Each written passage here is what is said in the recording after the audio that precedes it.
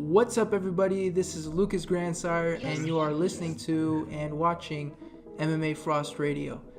This is episode 1, brand new show that I'm starting here exclusively on my YouTube channel. Before we get started, if you want to follow the show on Instagram, you can at MMA Frost Radio. And if you want to follow me on Twitter, you can at Grandsire MMA. Without any further ado, so just to explain, the plan is to have about 2 or 3 guests every episode, hoping to come at you guys every week. And that's something worth looking forward to. This week, we wanted to go big or go home, so we're going big. Literally, we went with the light heavyweights and heavyweights. This episode, we've got Khalil Rountree coming off a huge victory, Blaydes, who's also coming off a huge victory, and Dominick Reyes as well. I don't think I need to tell you, he also is coming off a huge victory. So without any further ado, let's go ahead and start up with our first guest. We're going to kick things off with the heavyweight himself, Blaydes. Curtis, thank you so much for joining me, man. How are you? Not much, man. Just enjoying time off from the victory. Yeah, for sure, man. Speaking of that victory, I mean, obviously it's a dominant win for you. How do you look back at that performance? I wish I could have. I wish I could have gotten to a better position on top and been able to land a couple heavy elbows. That would have been nice. But besides that, I'm pretty happy with my performance. Yeah, why the elbow? Is that just to cause physical pain and hurt him out there? Yeah, I wish I would have drew some blood. For sure. All right, so I do want to talk about that because I was curious. I feel like we've never, while you've been in the UFC, we've never seen you like that, like, pissed off and having beef with someone. How did that happen? I mean, why were you guys beefing in the first place? That was all him, man. He gets on these interviews 2 weeks out, week of, he's just calling me, I don't want to use profanity, but he's calling me a B word and saying I'm not an alpha male, and saying he smelled me at the hotel, and he smelled a pussy, like just all these wild. And then at the weigh-ins, him speaking of my father, that was just him crossing the line that as a professional you're not supposed to. For sure. What did he say to your father exactly? He was telling me that he's gonna make me call him my daddy. Like I was gonna call him my daddy, and then he yells out to the crowd at my father, "Daddy can't help you. Daddy can't help you." I'm just like, okay, man. Yeah, so what was it exactly that pissed you off? I mean, did you watch one interview where you were like, you know what, I have to go out there, I have to smash this guy? I mean, what was it ultimately where you were like, it flipped a switch? Ultimately, I was good until I get there. I get to the hotel Tuesday night. I'm going down to check my weight, and as I'm going to like the area with the scales and stuff, he's coming past me. He's with a bunch of his guys. He just starts yapping. I'm like, bro, it's only Tuesday. We got a whole week. And then the next day it was the same. I bumped into him at a spa, and as I'm doing the check-in, he's just, I'm gonna make you call me Big Daddy. I'm gonna make you call me Big Pretty. You scared. For like 8 minutes. And I held all that in until the night of the fight. So does that make it more exciting for you because you think, you know what, I have a real... Is it an extra motivation that you want to smash this guy, or is it just some noise? It doesn't help him. It doesn't help any opponent. I want every opponent to know that does not help you. It only makes it worse. Yeah, for sure. We saw the dominant performance out there. Knowing who he trains with, Daniel Cormier, Cain Velasquez, did you expect his wrestling to be, I guess, at the level that it was or the level that it wasn't? No. What people don't get is you don't get the type of the skill level wrestling I have. You don't get it in an MMA gym. You get that in a high school gym, or in a collegiate gym, in the mat when you're going against legit wrestlers. Like you don't get the reaction time and the quickness and all that. You're not going to get it at an MMA gym because those guys, they're not good wrestlers. So you're only as good as your wrestling partners are, and you don't have great wrestling partners. And even though he did, but they were probably just tossing him around. You're not going to become a great wrestler in a few months. And they were probably just doing what I did to him. I'm sure DC knew what I was going to do to him. He knew that. Yeah, what was your reaction when you dropped him? I assume, I know you're in the fight, you have the adrenaline, but was it satisfying in that moment when you landed that punch, you saw him fly back? I didn't even like you said, we're in the moment. I'm just thinking, oh, okay, I got him on the ground. I should capitalize here. I wasn't really able to enjoy it until afterwards when I watched the replay and stuff. And then, yeah, it was very, very satisfying to drop him, especially when he claims he's got the best hands in the division.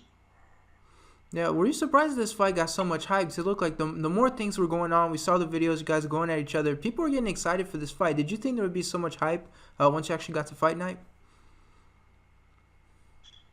Yeah, I mean, I know fans, they like that beef.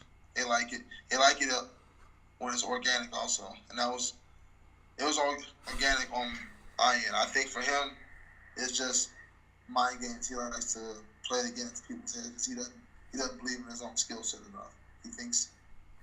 He knows he needs his opponents to be emotionally unstable. So yeah, I know the fans getting pretty hyped about it. I didn't get a chance to watch the interview, but I saw on Twitter somebody tweeted out, I guess someone from his team confronted you after the fight or something like that. What was going on there? What happened? It wasn't after the fight. That was Wednesday evening. This is a guy that I had previously had beef with over the internet, but I'd forgotten about. This was like back in October. And I forget how it happened, but he slid my DMs and we just started jawing at it. But that was then. So then he pops up Wednesday evening out of the blue. He's like, "Hey, you remember me?" I'm like, "No." And he gives me his Instagram name. I'm like, "Oh, okay, I do remember you." And then he's like, "You want to fight now?" I'm like, "Bro, I have a fight this weekend." Like he knew I wasn't going to hit him. That's why he wanted to do that. He knew I wasn't going to jeopardize me collecting the win bonus. So he wanted to get some, internet clout. He posted a video of it, but I was after the fight, I was informed that he attempted to enter the arena, and he was told by the security he is now officially banned from all UFC events. So. Yeah, so I guess we see who won that one in that case. Is this guy a fighter, or is this just like a regular, like one of his friends or something? I think he's an amateur fighter. That's what I think. Oh yeah, so on top of it, he may have jeopardized his UFC career on top of it too. He's not getting to the UFC. Okay, well, I mean, in that case, nothing to worry about. So one thing I am curious about, after the fight, I believe you were saying, Big Titty go home. What sort of happened there? Why wasn't the beef over when the fight was over? It seems pretty rare that we see guys are still, I don't want to say angry, but stuff still going on afterwards. Because they got personal. Like I don't do the trash talk. I don't play that. Like once you started talking at me, like it's real. And he thought it was over. He thought it's all a game to hype up the fight. I don't need to do it to hype up a fight. I let my skills speak for themselves. So yeah, all that extra talk, and I kind of held on to it. And to be honest, I wish it was a 5-round fight. I wish we had been the main event. Yeah, no, I was checking on social media, just doing my research. It looks like you guys are still going back and forth in the comment section. Are you surprised it's still going on even on social media? I haven't responded to him at all. He's irrelevant. He's just, I know what he's doing. He wants to comment on my stuff, so he gets likes and he looks all big and bad and tough. You want it to be tough. You have 15 minutes to prove how tough you were. All that extra, it's over now, bro. I blocked him, actually. I'm not back and forth. And so one of the things that was sort of going on, during the fight, a lot of people were commenting, but it looks like physically you're changing. It looks like people are saying you're slimming down, you're getting in better shape, man. What's going on with that? Did you change your diet? I mean, seems people have noticed some changes. No, I haven't really changed it up too much. It's just I'm working hard. I'm putting in the work, and I'm just the calories are burning off. Yeah, so you haven't changed your strength and conditioning or nothing? It's just coming from just straight training? Yeah, it's just, I mean, I drink more water. I won't lie. Yeah. I definitely picked up on that. It just helps with the recovery and everything. So do you feel physically different? Do you feel like you are in better shape when you're out there, or is not really something you've noticed? Oh no, my conditioning from when I first moved here and I fought Cody East. That was almost 3 years ago now. My conditioning is way better because now I live in the mountains now, so I've gotten used to it, and I think my conditioning is, if not the best, definitely at the top of the division. So we've seen these sort of big, heavy wrestling game plans, and after the Mark Hunt fight, it sort of bothered you, and the fans were saying, I guess it was boring or something like that. At what point did you accept, like, wrestling, that's your best thing, and you're going to go out there and dominate these guys? When did you sort of decide that? The day I put on gloves. That's the only reason. If I had to stand up and fight the whole time, I wouldn't be fighting. The skill set I bring in is high wrestling accurate. I'm going to use it. It's pretty obvious to see a lot of these other heavyweights don't know how to wrestle. So, and I'm really good. So, it's the path of least resistance, and it just protects my body. If you're underneath me, yeah, you can still win. Like if you get me in a triangle or armbar or whatever, but you can't hit me. So, protect my body. And I know recently we saw you, I believe you have one of the records for the most, I don't remember what it was, takedowns or something like that in the heavyweight division. Would you say you're the best wrestler in the heavyweight division? I think so. I'd like to prove it against DC or Stipe, but until that time, I do believe I'm the best wrestler. All right, and I'm curious to get some of your thoughts, on this heavyweight division. We had a little bit of news drop today, two things actually. One of them was Greg Hardy. It's going to be the co-main event on, I believe, a Fight Night card or something like that. As someone in his division, there we go. What's your reaction when you hear that? I thought he'd be banned. Yeah. I thought he'd get suspension after the last fight. I cannot believe he got a co-main event against who? I don't remember the fight. I believe it was someone who went 0-2 in the UFC, got cut, and then they signed him again. I don't remember his name, but I know he was in the UFC in the past. But I don't remember his name. Shocked. I can't believe he did get a lengthy suspension for the knee he threw his last fight. But I guess the UFC really wants to push him, and they give him another opportunity to prove he's a legit UFC heavyweight. So hopefully he learned the rules and he doesn't make the same mistake. Well, does that bother you, seeing someone that's so young in their career getting pushed? I mean, considering, you had to do everything the hard way, and, you got to these spots from, just beating these guys. It doesn't bother me because the octagon doesn't lie. So if you belong, you'll prove it. If you don't, and he's able to pass all the tests they give him, good for him. All right, and something else I wanted to know about. You mentioned Stipe Miocic earlier. I think John Jones put up something on Twitter, saying he wanted to fight him in July. I don't know if you saw that. What do you think about that? Yeah. I mean, I guess it's good for Stipe. He's getting a money fight. That's what he wanted. Yeah, who do you think wins that one? I have no idea. We've never seen John Jones at heavyweight, so who knows how he moves, how fast he is, how strong he is, how's the conditioning. So, there's no idea. All right, man. So going back to you in your career, obviously we know there's still some, I guess you can say, some lingering beef with Justin Willis. Is this a fight you think you guys are going to rematch in the future, or is it completely over, completely done? Hey, we know the UFC likes beef, so if something's there. Bruh. After that last fight, there's no way in hell he gets a rematch. Like, how?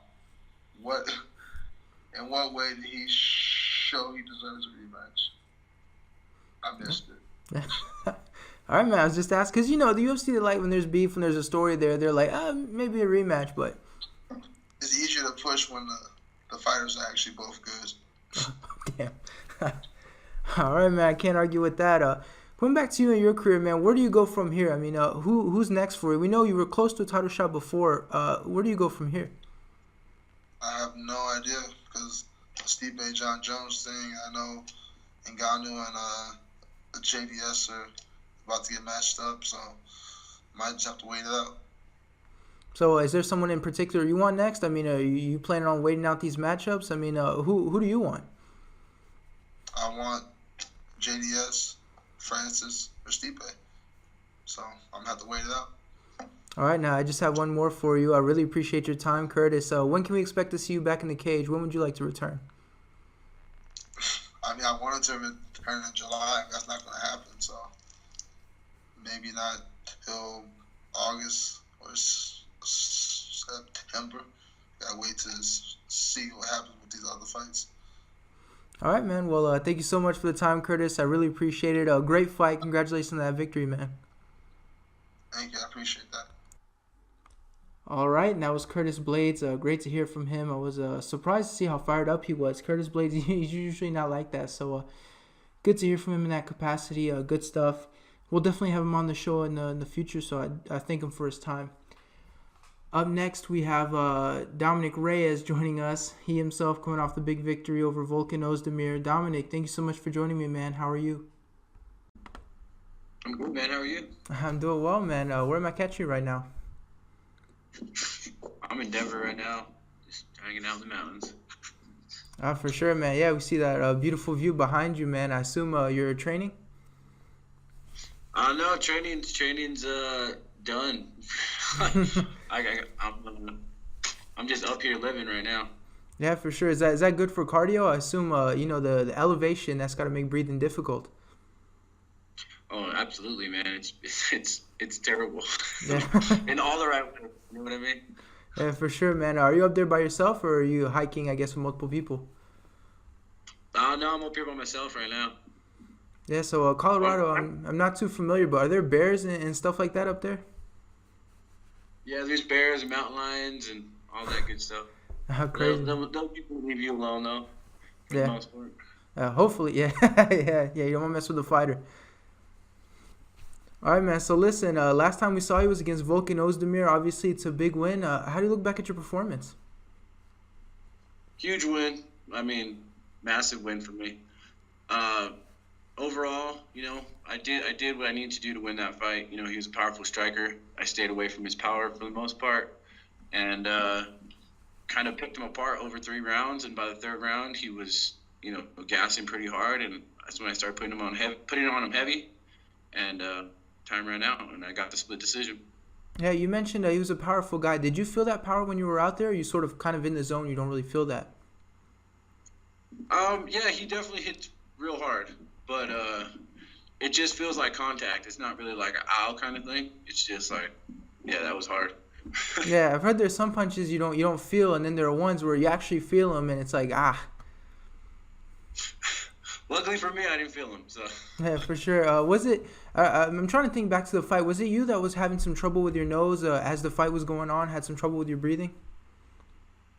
Yeah. So he does hit real hard, and he messed up my nose in the 1st round, so couldn't breathe out of it for the rest of the fight. Yeah, what was going on there? Did you break it, or was it just from getting hit?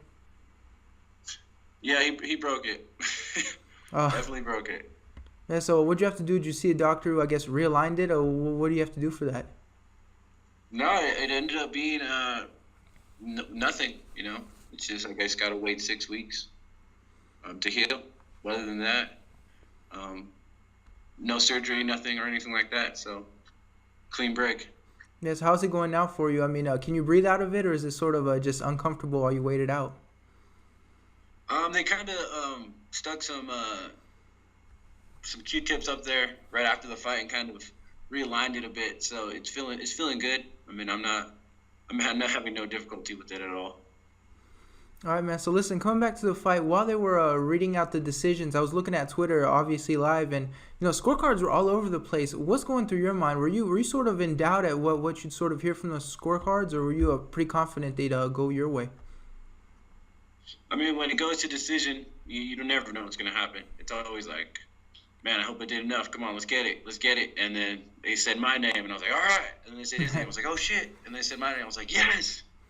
So at that point, I'm at the mercy of the judges, and you can only hope at that point that it goes your way.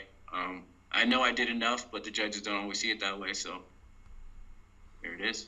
Yeah, was that the big win you were expecting, like the reaction? Because we knew you were like one win away from being top tier. Was that sort of the reaction you were hoping for after you got that victory? I mean, it's just a natural reaction that's gonna happen.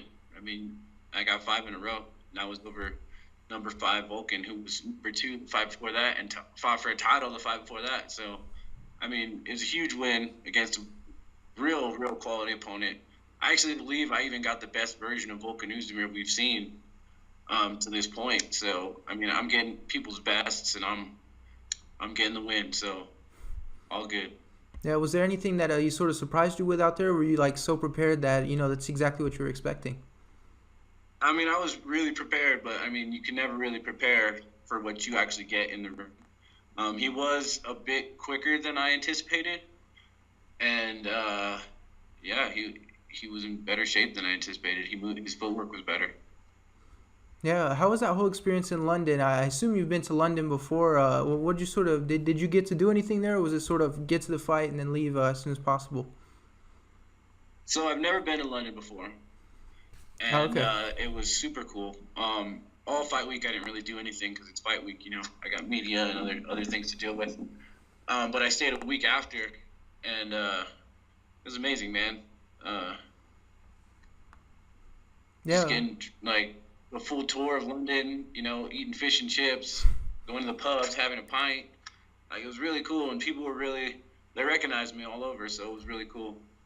Yeah, that must have been a good experience. I mean, you go out and I guess trying to be discreet, but then you have people walking up to you. That must have felt pretty cool.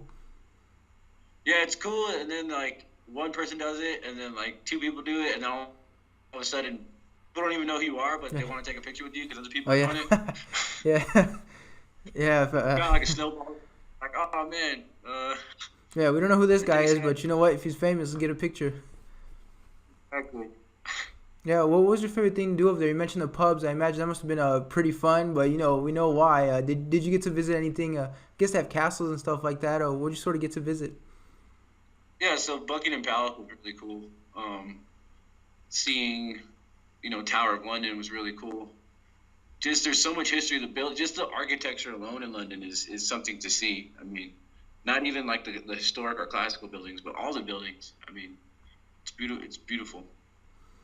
Yeah, and so coming back to your fight career, we're looking at your record. I believe you're 11-0, if I'm not mistaken. You keep racking up these wins. How is that happening? Normally we see fighters, they sort of reach that level, and sometimes they stunt a little bit, but it seems you're just running right through everybody. Yeah, man, hard work and dedication. I mean, and a supreme confidence in knowing that I am made for this, and this is my destiny.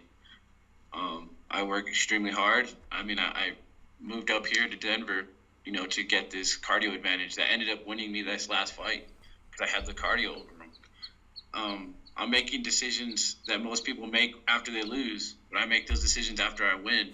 I always reevaluate my camp, and I always look at what needs to be better and what I can do to get better. And if you're not doing that, after every fight, regardless of win or lose, then you're leaving openings for people to take advantage of in your previous fight. So my thing is I come out as a different fighter every time almost. Yeah, and you got some training in with Curtis Blaydes ahead of this fight, right? Mm-hmm. We sparred quite a bit for this one, and we wrestled around. And, yeah, Curtis and Neil and all the guys over here at Team Elevation. A lot of great fighters over here. Yeah, for sure. Did you get to see a little bit of the? It looked like Curtis. He just had his fight. He had a lot of beef with Justin. Did you see a lot of that up close? No, I was at the fight, but I wasn't with him during fight week when things were getting a little crazy. But Yeah. I know that's how Willis is though, because I fought on the same card as Willis in Detroit when he fought Crowder, and he was doing a lot of that jaw jacking in your face, intimidation tactics on Crowder. The thing is, Curtis isn't Crowder, and that's not a good idea. Yeah, well, we saw what happened. But I was talking to Curtis yesterday, and I told him, I was surprised. I feel like we've never seen Curtis like that before. Obviously, I'm a little bit better than everybody else. Have you seen him like that before? Is that new for him? Angry? Yeah, angry, beefing, big titty, go home. I feel like we haven't seen that from him. No, that's not a normal Curtis thing. I mean, that guy Willis was fully disrespecting Curtis. He disrespected his family. He tried to talk on Curtis's wrestling. Like, you're gonna talk about Curtis's wrestling, bro? He has the most takedowns in the division in history. Like, what are you talking about? Like, so he was just saying all the wrong things to make Curtis bad in all the wrong ways. And Curtis is a guy. He's definitely the giant you don't want to wake up. Yeah. So he woke up a sleeping giant, and he paid for it. Yeah, it's scary because when you hear him talk, he's like, "Oh, I wish I would have landed more elbows. I wanted to hurt him more." That's a scary thing coming from a guy like Curtis Blaydes. We both agreed on that after the fight. Man, I'd say he really shut him up. Elbow his face. But yeah, going forward though, I think it added a little mean streak to Curtis and myself. This last fight added a bit of a mean streak for me as well, because there was points in the fight where I wasn't looking for the finish, but just to score points, and that's going to change going forward. Yeah, I feel like that's new for you because we've seen all these finishes. Even OSP, it's a decision, but you can easily argue that was a knockout. Is that getting frustrating for you, not getting the finishes, or is that just being patient and letting them come? I think it's just part of the growing process. I'm still kind of figuring out exactly who I am. As a fighter in the UFC octagon. I grow every fight, so it's just part of the growing process. Sometimes you get a finish, sometimes you don't, sometimes you have a war, but as long as you realize what you're looking for and you're winning, it's really all that matters, then it's all good. I mean, we'll see what happens next. And so one thing I wanted to hear about was, before you started fighting, or maybe when you started fighting, before, I believe you were, what was it, a computer teacher at a school or something like that, or what was your job before? Tech support at Oak Hills High School. Yeah, so well, what is that exactly? You're just sort of fixing the computer for the teacher? What were you doing? I was doing everything, man. If it plugged into the wall, I was responsible for it. And then each kid had their own Chromebook that the school issued them. Oh, and wow. I was responsible for them.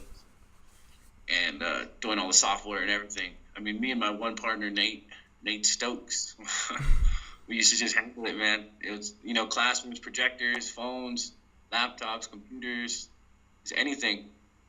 We do with the servers and all that stuff, too. And so how do you go from, fixing people, working with people's computers, helping them with their software to, fighting here against Volkan Ozdemir and getting close to fighting one of the greatest fighters of all time? How does that happen? Well, I mean, that was just a plan B situation. I mean, fighting's always been, since I graduated college, I started training MMA, and that's always been, plan A. But working IT was plan B, You don't know if it's going to work out when you're in the regional circuit and things like that. So you got to have a plan B. And IT is a heck of a plan B, It's pretty good pay and, everything's – it's a pretty fun life. Did the students, did they know that you were fighting, I guess, outside of fixing their computers? They did. I actually had my UFC fight when I was still employed there, and I went back to work on that next Tuesday. And there was a lot of kids that came in my classroom that day. It was pretty cool. Yeah, I mean, what's their reaction? I assume hold on, we just saw one of our teachers, go out there and just beat a guy up on TV. That must be pretty crazy. It was for them. It was a pretty cool thing for them, though, too, because, it showed that, anything's possible and you can make anything happen, even if you're from this, small town in the desert. So it was encouraging for those kids. Yeah, did you have the school say anything to you? Because it must be pretty weird to have a guy who's, I guess, fighting in the octagon while at the same time working for the school. Did they say anything to you, or was it, they didn't want to catch those hands, so they didn't say anything? Nah, they were extremely supportive, man. I mean, the sport that I know and love is mixed martial arts is an art, and it's a lot of technical skills involved, and there's a lot of learning and self-realization involved as well. So being a martial artist is a lot more than just fighting, and the school recognized that, and they recognize that I'm a true professional in what I do, and it was nothing but support, man. That's great. Coming back to your career, obviously, you called out John Jones.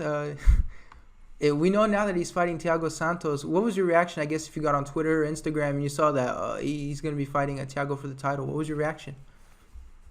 I knew he was fighting Thiago. I didn't call out John. I said, I'm coming for you, meaning I'm coming, man. I just won, maybe one more and I'm there. But I'm coming. Basically saying don't lose it. Well, yeah. Don't lose it until I get to you. You know what I mean?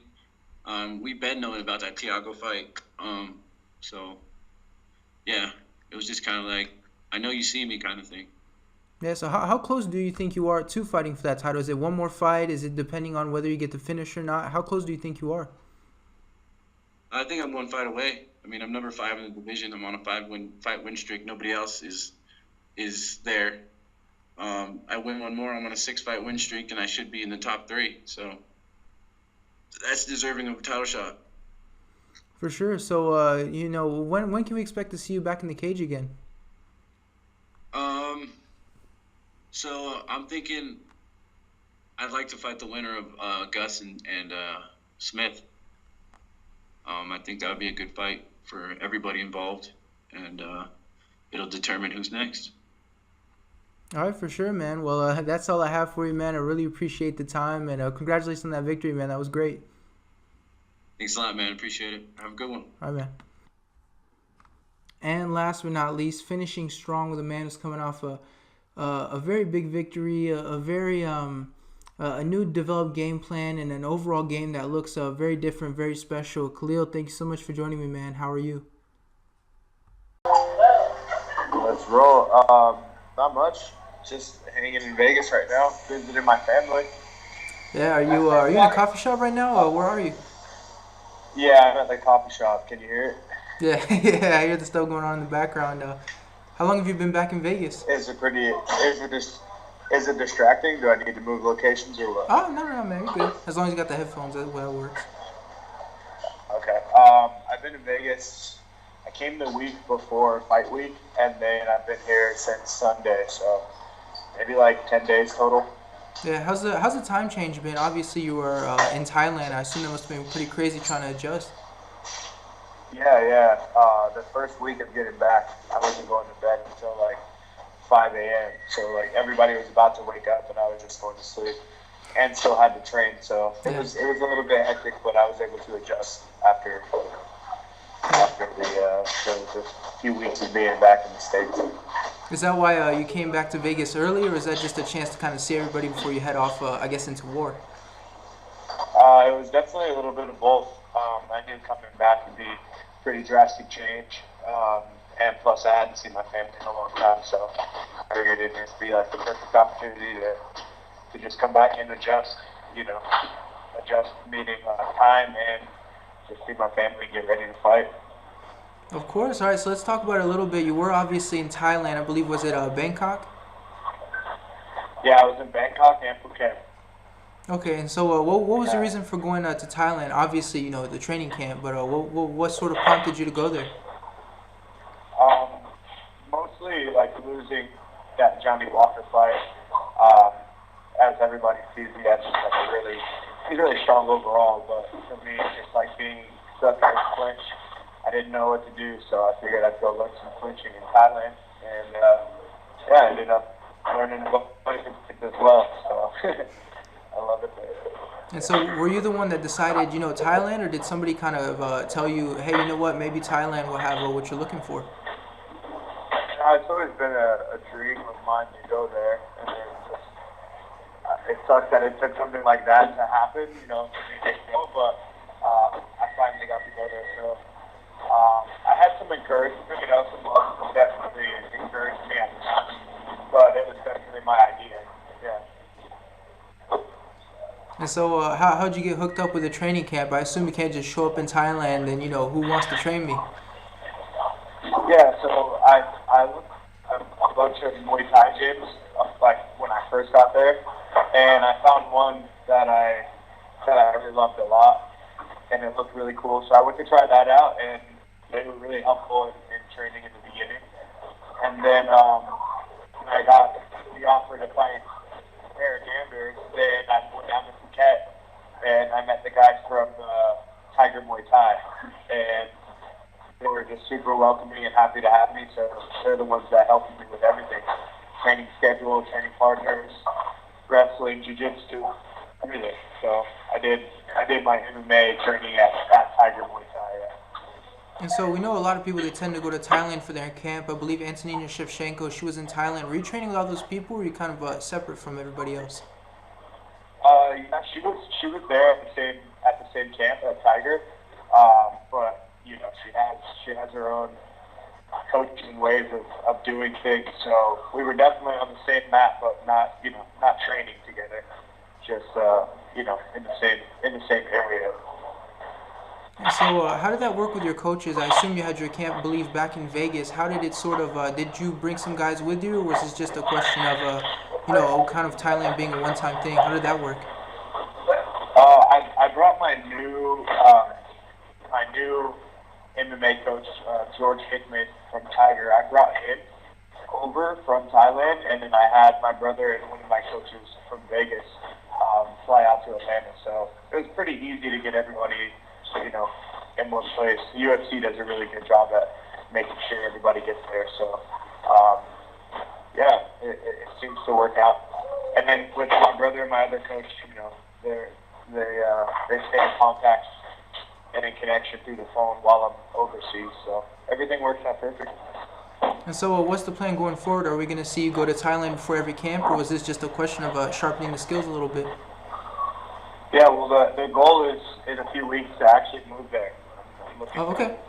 And live there for at least the next year. So I just got to make sure I get everything settled with the next week to make that possible.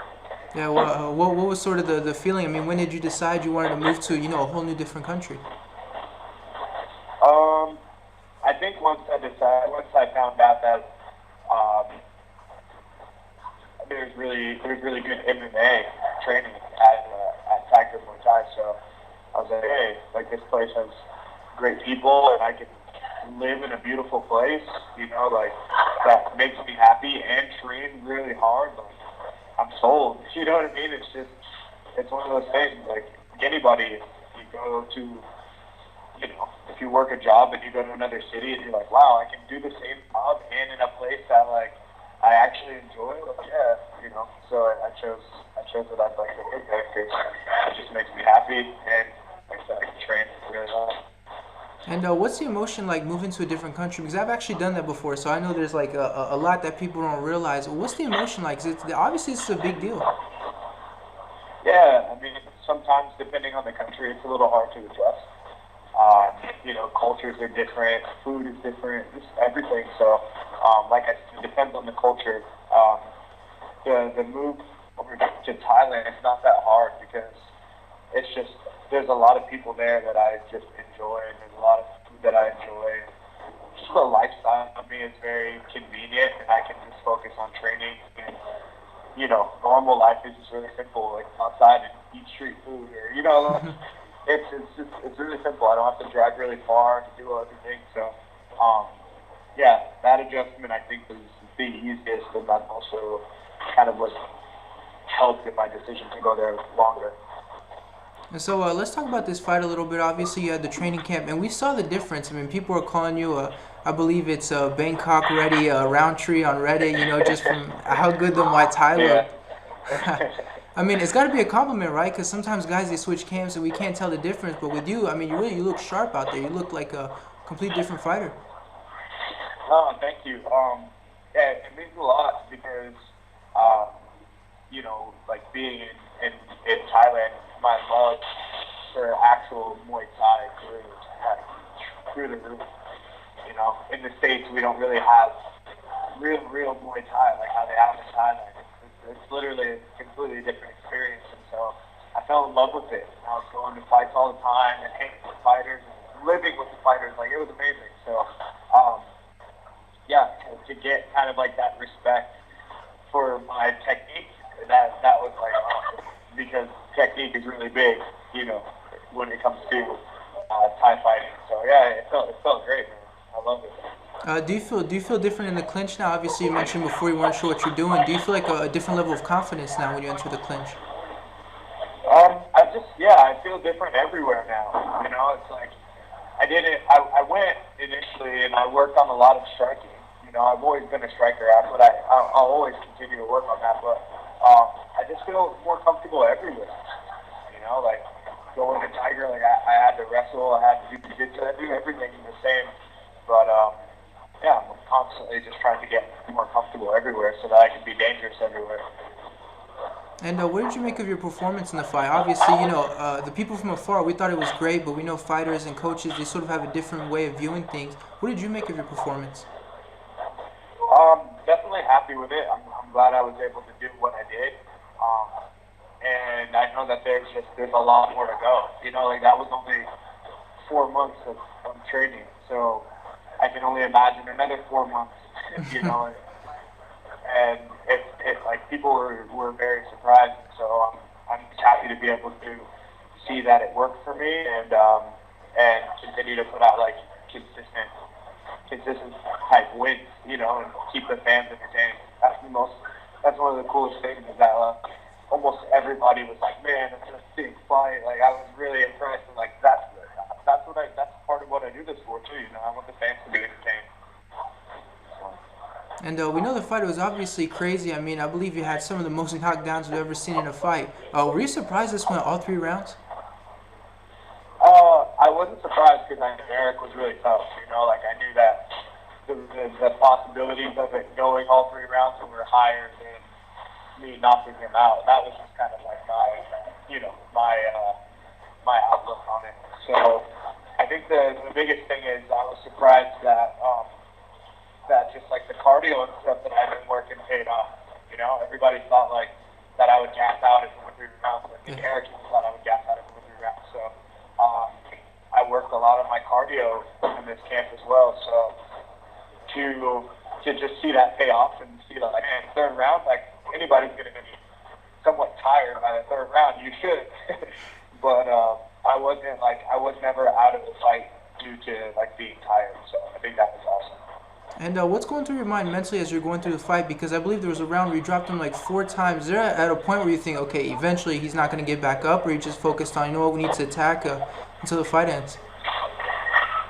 I think when the knockdowns happened, I knew for this fight I'd have to stay patient. So I just took that discipline of staying patient. And he got knocked down, but he wasn't out. And Eric Andrews is dangerous anywhere, and a lot of guys are dangerous anywhere. So I figured, if he's not out, there was one time where I went and tried to do the hammer fist thing, but it's just like, it wasn't it. I knew that I had to, if I wanted to win the fight, I had to do it a different way. And we saw you post a picture from the fight on Instagram, and then we look, and there's Eric commenting, and everybody was telling Eric, we hope your legs are all right. And he's like, hey, Khalil, I hope your hands, I hope your knees are all right from hitting me. Is it safe to say you guys are friends after that? The crazy thing is, like, Eric and I had met a few times before we had to fight each other. We have mutual friends. It's always been good energy between the two of us, very friendly energy. When he fought Thiago in Brazil, like, I went to go watch, I talked to him before, like, hey man, like, you're fucking beast for stepping up, like, all these things, and so, yeah, it's always been cool. So yeah, man, my legs though, they are my shins are hurting real bad. Well, it's hard to walk for me too. Yeah, I guess we don't feel quite as bad for you after seeing you get 26 rounds, but it's definitely some scary stuff for sure. Well, what's recovery like? What are you doing for recovery right now? You know what? I've been icing. Just like ice, massage out my shins, and literally just like sitting on the couch, man, listening to music, just really releasing. Like I'm normally like just like a peaceful dude, so when I'm not training for a fight, I like to just get back to just kind of like lazy, not do anything like, you know what I mean? Just real relaxed. We talked about social media earlier. Instagram is something that I don't know if anybody noticed. I don't even know if you noticed, but did you notice your Twitter account got hacked? Yeah, I noticed that. I got hacked, and then I don't know if we like deleted it after or not, but it doesn't matter. I don't really like Twitter anyway. It's too much. Like, I don't really talk, you know. Like, I don't really say many things. Like, I don't know. I can barely like respond to comments, let alone tweet. Yeah. So yeah, I'd rather just like post some pictures and like, you know, do things more creatively. Yeah, no, I noticed when it happened, you know, and I guess now from your account you're selling Bitcoin, so I guess that's pretty cool, new business venture for you. Yeah, hopefully I get a little percentage of that when the market goes up. Yeah, right. For sure, man. So obviously people, they always want to know what's next for the fighters and everything. What's next for you? You know you're moving out to Thailand. When can we expect to, you know, see you back in the cage? You know what? I'd like to at least get 2 more fights this year. At least 2 more. So what's next is really just back to training and then seeing what fights make the most sense going forward. You know, I want to stay consistent and keep climbing to the top. Definitely, like, in no rush. You know, at the tournament, whoever they give me, I'll make sure that I'm ready for them. And we know, because I'm a journalist, you mentioned whoever they give you, but I have to ask. I wouldn't be doing my job if I asked. Ideally, they tell you, Khalil, you can have whoever you want next. Who is it ideally that you would you'd pick if you could for the next fight? Dude, I've been so out of the loop. I've been like I literally focus like fight to fight. So, in order to really win, I have to look, man. I gotta look at the list. I definitely would like, you know, someone in top 15 from like 5 down. You know what I mean? Like, it's obviously top 5. That takes a really long time to get there. Even top 10. So from 10 to like in that little gap, I'll see which one fits the best and which one hopefully we can make happen. All right, now I just have one more for you. Obviously, you've got a big year ahead of yourself. What's next for you this year? When are you planning on moving to Thailand, and what's the rest of the year sort of look like for you? I'm planning to move within the next 2 weeks. What else is next? I want to be on the Joe Rogan podcast. Oh, coming up soon. Yeah, looking forward to that for sure. Or next week sometime. So yeah, definitely tune in. And then, just continue to just get better, man, and put on good performances. All right, well, thanks so much for the time, Khalil. I really appreciate it. I'm sure you've got a ton of media requests, so I really appreciate you taking the time. Not a problem, man. Thank you. All right, and that was Khalil. All right, well, that's it for our show, guys. Thank you so much for watching. If you enjoyed it, definitely subscribe, give it a like. Your comments are appreciated. If you feel there's anything you need to work on, definitely let us know. Thanks so much for watching, and hopefully we'll come back at you guys with a big episode next time around. So thanks for watching.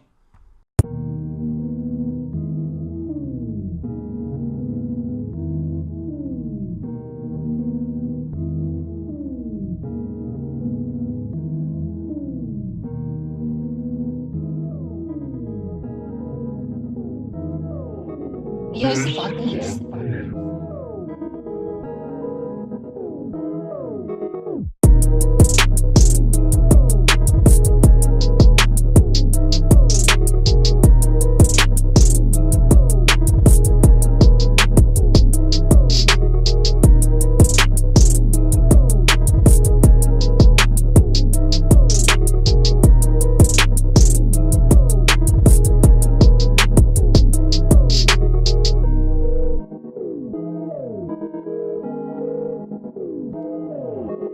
Joseph on Beats.